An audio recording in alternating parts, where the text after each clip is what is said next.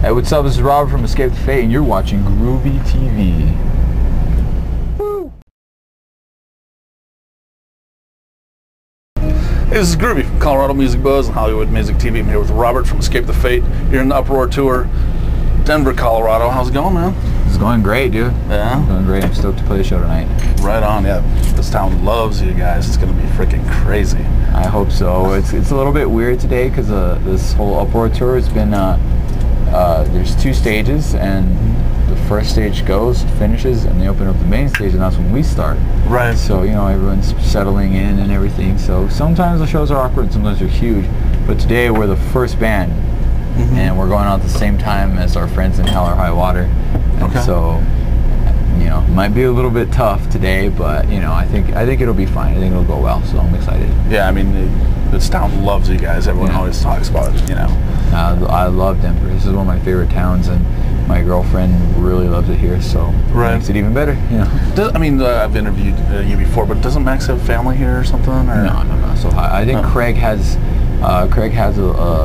some high school you know, friends that he grew up with here. I think that's what it is. I'm not sure. I don't really. Right on. I just know he has guys that he gets wasted here with.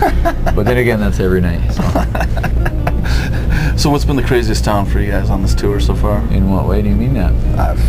Fan psychoness, or if you have a great party story, that'd be cool. Well, I mean, there's a few. I mean, there's, you know, I guess a cool party story was one time I was we were all dancing. It was cool, you know, after show thing. You know, every time we have like a later bus call, you know, there's people roll out the DJ set and we start dancing and everything. And the bassist Jay from Bullet, he was like just partying, chilling.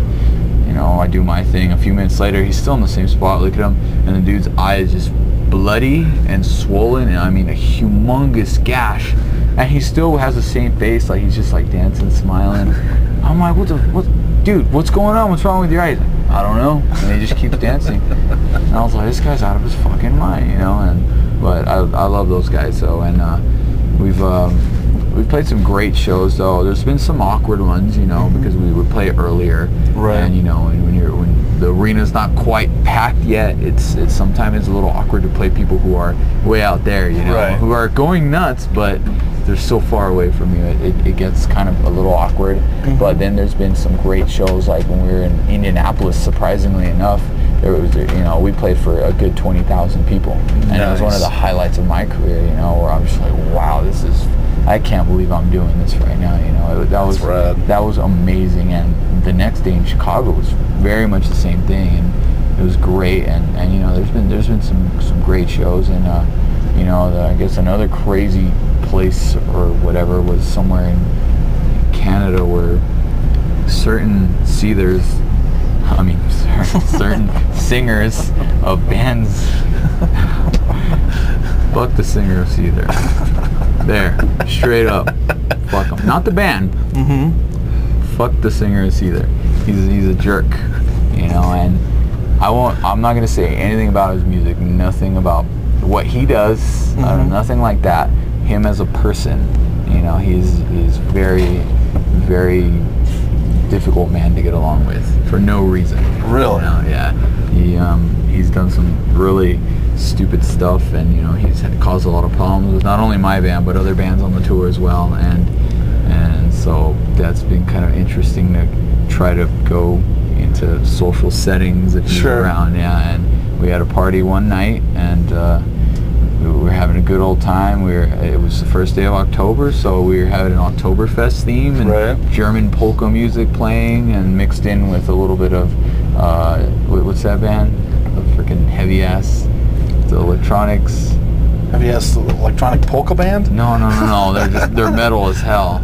Du Hast. Oh yeah, Rammstein. Rammstein, yeah. You know, so we'd have polka, then we'd have Rammstein. I was like, I guess Scorpions should have been on there as well. But anyways, so like we were just all hanging out, eating sausage, chilling, drinking beer, cool. And then all of a sudden, this dude shows up and starts freaking going off on my bandmates. And it's just like, what the hell? And our trusty tour manager decided to step in and also be like, fuck you, kind of, but in a civil way, as to say, don't disrespect us like that, you know. And Right. I don't care what you think of our band, don't disrespect us. And it's made for, you know, some interesting times on this Did tour. he have a reason for it or anything, or just? No, absolutely not. You know, he doesn't like our band for whatever reason. You know, it's not his taste in music, and he felt the need to express that to us. Wow. You know, and it's cool because we've bonded with some of the other bands over it, and we've all planned how we can kick his ass.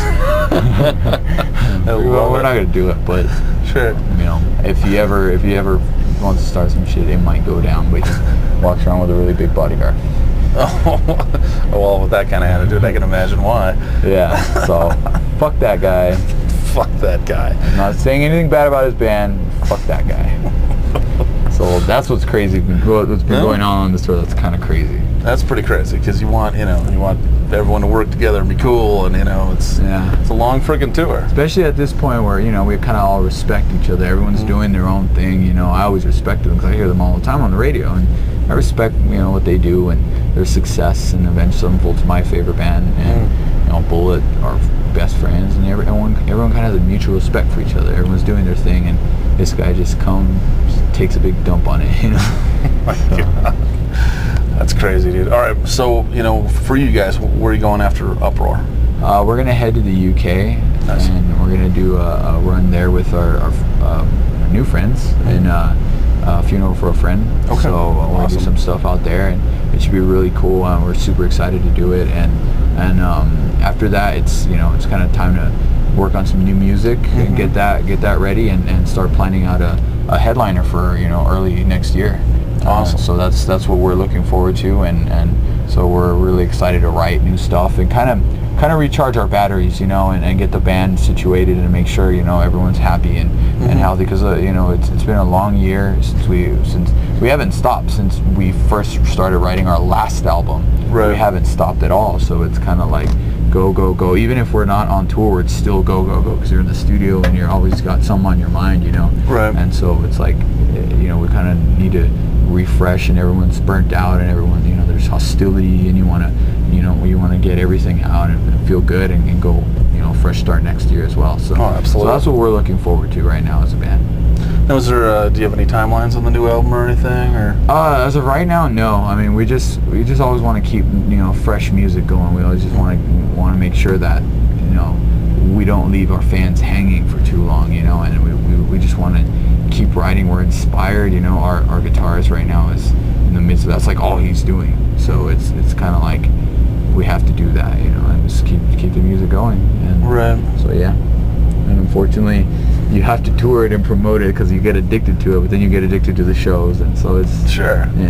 It's a balance that you have to try to find. Absolutely. And you guys have been touring heavily for 2 years now, something? Yeah. Absolutely. Yeah, so it's pretty wild, man. That's awesome. Well, man, there's only one last question, and it's the festival survey question. Oh God. That's brutal. You're never gonna forgive me. Okay, your entire career, your entire touring career, was the worst thing you've ever eaten on the road? And I actually remember this. It was a hot dog that I ate, or I don't even know if it was sausage or hot. I can't remember now, but I remember specifically. This is how quick I have this right in my head. And I was in, I want to say Hartford, Connecticut, maybe, or somewhere in the upper northeast. And I was just like, I'd always been a bigger guy. I was kind of chubby. I was never like fat, but I was pretty big. And I was eating this freaking humongous, disgusting, freaking gnarly thing. And my guitarist comes up to me and he's like, "What are you doing?" I'm like, "I'm hungry." He's like, "No, dude, what are you doing? Why are you doing that? You shouldn't." And I was just like, "You know what, dude? You're right." But I ate it anyway. And the next day, ever since then, I changed my whole life. Really? Like my whole diet. I'm now thin. I used to weigh 220 pounds. I weigh around 180 roughly. And so I really worked on it. I changed my life. I started eating super healthy. Started going to the gym all the time, and now I'm kind of in a balance where I eat shitty sometimes. And, right. But I like it. changed my life. That's all. It was that bad of a hot dog. That was the one. As a matter of fact, that party where that asshole came and tried to fight us, that's the first time I ever eaten sausage since then, and that was like 4 years ago. Yeah, because I was like, all right, you know what? I don't drink anymore. This is my kind of party. I'm gonna eat a sausage, and that was the first time since then. So it's my God, that must have been the worst hot dog ever. Every time you eat sausage, something bad happens. Yeah, dude. Fuck, man. I should have known. No, I don't look at it that way. I mean, to me, something good happened because I've turned my life around, and I started focusing on my health a lot, and it's something I really love to do now, and that, and also, like I said, we started bonding because of our mutual hatred for this man. So, you always gotta take the positive side on things. Bad night, good outcome. Yeah, So made a lot of new friends and all that good stuff. It was all good. You've isolated an asshole, which is also good. Yeah. Asshole isolation is always nice. Mm-hmm. It's pretty funny, man. There's all kinds of security freaking codes now because of that, man. Fuck, dude. That's awesome. Right on, man. Thanks for your time. Thank you very much. Absolutely. This is Groovy from Colorado Music Buzz, Hollywood.TV. I'm here with Robert from Escape the Fate on the Escape the Fate bus, Uproar Tour, Denver, Colorado.